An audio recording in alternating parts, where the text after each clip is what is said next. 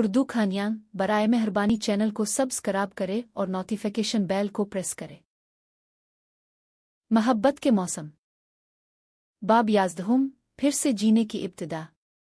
جب دل ٹوٹتا ہے تو صرف آنسو نہیں بہتے، ایک نیا انسان جنم لیتا ہے۔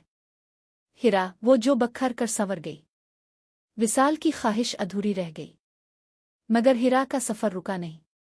اس نے درد کو خود پر حاوی ہونے کے بجائے اسے اپنی طاقت بنا لیا۔ اب وہ اپنی صبح کا آغاز پرانی ڈائری سے نہیں بلکہ تازہ خوابوں سے کرنے لگی تھی۔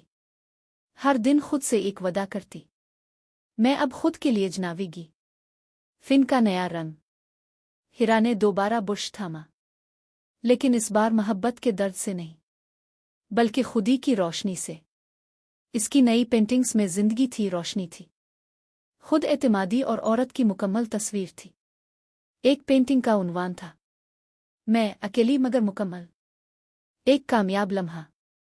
یونیورسٹی نے ہیرا کی پینٹنگز کو قومی نمائش میں بھیجنے کی اجازت دی۔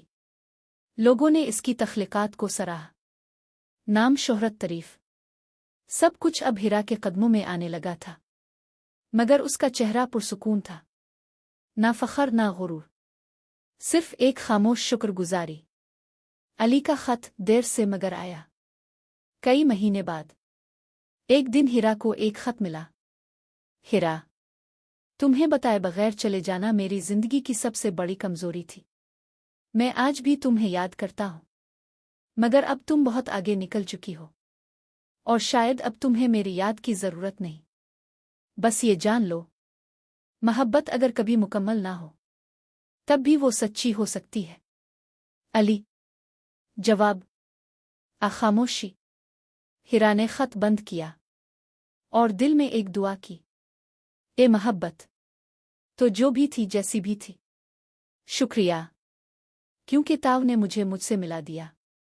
اس نے جواب نہ لکھا، کیونکہ بعض محبتیں جواب نہیں مانگت، بس خاموشی میں امر ہو جاتی ہے۔